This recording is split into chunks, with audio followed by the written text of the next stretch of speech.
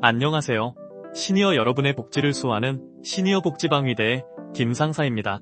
지난 어버이날 기념식에 참석한 윤석열 대통령이 취임 후 처음으로 기초연금에 대해 이야기했는데요. 기초연금을 40만원까지 인상하겠다고 약속한 것입니다. 이 발표 이후 언론들의 반응이 뜨거운데요. 대통령의 기초연금 40만원 인상 약속에 대해서 오늘 한번 다뤄보겠습니다. 영상 보시기 전에 구독과 좋아요를 눌러주시면 시니어 복지방위대가 든든한 정보를 발빠르게 전달해드리는데 도움이 됩니다. 시니어 복지를 수호하는 시니어 복지방위대 지금 시작합니다. 취임 2주년을 하루 앞두고 열린 두 번째 기자회견에서 윤 대통령은 저출생과 고령화 문제에 관해서 이야기했는데요. 저출생 문제를 해결하기 위해서 새로운 부처를 만들고 기초연금도 40만원으로 올리겠다는 것입니다. 윤석열 대통령은 어버이날 기념식에서 부모님들의 헌신과 노력이 모여 대한민국이 불과 70년 만에 세계적인 경제대국, 문화강국으로 우뚝 설 수 있었다며 간병비 지원으로 어르신들의 부담을 덜고 의료요양 돌봄 서비스 통합 지원 체계를 구축하겠다고 밝혔습니다. 취임 이후 처음으로 기초연금을 임기 내에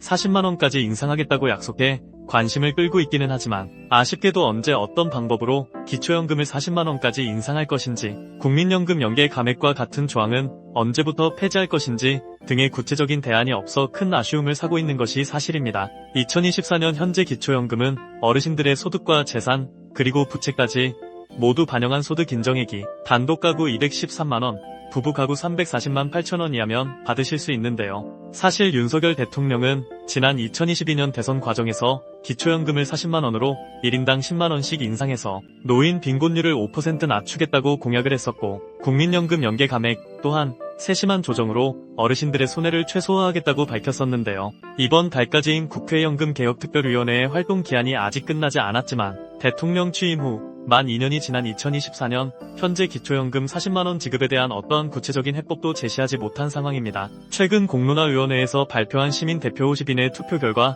기초연금 70% 지급을 그대로 유지하는 안이 우세한 상황을 고려한다면 윤석열 정부에서는 지금까지 해온 것처럼 소득 하위 70%에게만 매년 물가 상승률만큼 인상해 윤석열 대통령 임기 마지막 해인 2027년 40만원까지 인상할 것으로 예상됩니다. 결국 물가 상승률에 따른 40만원 인상은 공약행위라고 볼 수 없는데요. 하지만 2024년 현재 어르신들 대부분은 기초연금을 조금 덜 받더라도 노인 전체에게 기초연금을 지급하는 것을 원하고 계시는데요. 윤석열 정부에서 연금 재정의 건전성을 더 중요하게 생각하기 때문에 그것이 이루어지는 것은 쉽지 않아 보입니다. 그런데도 기초연금이 노인 전체에게 지급되어야 한다는 목소리가 여전히 존재하는데요. 첫 번째 이유는 국민 용돈이라고 불리는 국민연금 때문입니다. 유럽의 복지 선진국에서 노인 빈곤 문제가 심각하지 않은 이유는 공적연금 제도가 이미 100년 전부터 도입되어 대다수의 노인이 그 혜택을 보고 있기 때문인데요. 우리나라의 경우는 국민연금 제도가 1988년 처음 시행됨으로써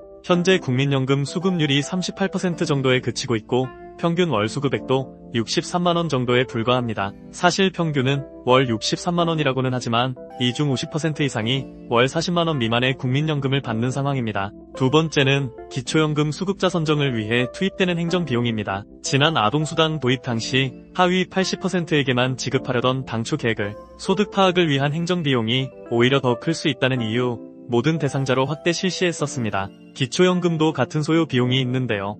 기초연금을 받는 70%와 못 받는 30%를 구분하기 위해서 신청인의 소득과 재산, 그리고 부채까지 모두 조사해서 소득 인정액에 반영해야 합니다. 따라서 각 시군구의 행정복지센터, 국세청, 법원, 국민연금공단 등 수많은 인력과 예산이 소요될 수밖에 없습니다. 따라서 만 65세 이상 모든 어르신께 기초연금을 지급하는 것이 지금 당장은 어려울 수 있지만 단계적으로라도 기초연금 전체 지급을 시도하려는 지혜가 필요한 때입니다. 세 번째는 소득 인정액 계산의 불평등입니다. 현재의 소득 인정액 계산 방법으로 기초연금 수급 대상을 선정한다면 젊어서 열심히 일하고 저축해서 안정적인 노후를 위해 연금에 가입한 분들께는 기초연금 수급이 그렇게 만만치만은 않습니다. 기초연금의 수급 자격을 결정하는 소득 인정액 계산 시 부동산을 소유한 사람은 시가 기준이 아닌 시가 표준액, 즉 공시가를 기준으로 소득 인정액에 반영되고 있고, 심지어 전년도 공시가 기준으로 실제 50% 정도의 기본 공제 효과가 있습니다. 또한 노후를 위해 점포나 오피스텔 등을 소유하고 임대 소득을 받고 계신 분들도 임대 사업자 등록 여부와 상관없이 점포 임대 41.5%, 주택임대 42.6%의 필요 경비를 공제받고 있습니다. 여기에 아직 일을 하고 계신 어르신들의 근로소득에는 기본공제 110만원에 추가 공제 30%까지 부부 각각 공제받을 수 있습니다. 그런데 저축한 재산인 금융재산, 즉 정기예금, 정기적금, 주식, 보험 등에는 기본 공제가 달랑 2천만원밖에 되지 않습니다. 또한 연금 소득도 마찬가지입니다. 국민연금, 개인연금 등 모든 연금 소득에는 기본 공제 효과가 없습니다. 거기다가 국민연금이 50만 2,200원을 초과하면 기초연금의 50%까지 감액하고 있으니 연금으로 노후 준비를 하신 분들이 경험하는 불평등이 상당한 상황입니다. 노후에 똑같은 가치의 재산을 소유하고 있더라도 일반 재산, 금융재산, 연금소득 등 투자한 재산의 종류에 따라 기초연금 수급 여부가 결정난다는 것 자체가 큰 문제가 아닐 수 없습니다.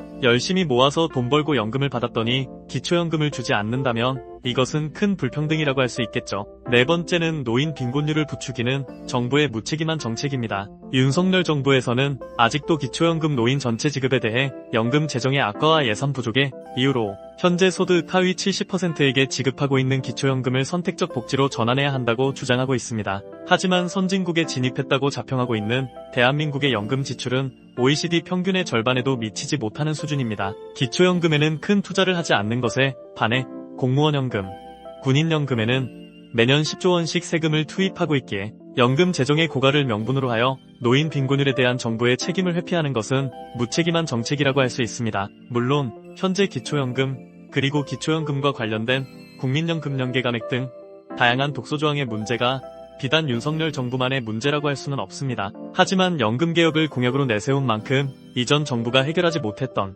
다양한 연금 관련 문제를 해결하기 위한 진정성 있는 노력을 보여줘야 할 것입니다. 하루빨리 어르신들을 위한 방향으로 연금개혁이 이루어져 모든 노인분들이 편안하고 행복한 노후를 보낼 수 있기를 바라겠습니다. 시니어 복지방위대 오늘은 윤석열 대통령 기초연금 40만원 발언과 기초연금이 노인 전체에게 지급되어야 하는 이유에 대해서 나눠보았습니다. 윤 대통령은 또 부모님 세대의 무한한 희생은 지금도 계속되고 있는 그 고마움을 잊고 사는 게 아닌지 종종 생각하게 된다며 이제 우리 부모님들께서 그동안의 짐을 내려놓으시고 행복한 노후를 보내실 수 있도록 국가가 제대로 모셔야 한다고 강조했습니다. 어버이날에 말로만 헛된 약속을 하는 것이 아니라 제대로 된 정책을 실천해 주셨으면 좋겠습니다. 오늘 준비한 영상은 여기까지입니다. 영상이 도움이 되셨다면 구독 버튼 누르셔서 시니어 복지방위대의 든든한 정보를 받아보세요. 지금까지 어르신들의 복지를 수호하는 시니어 복지방위대였습니다.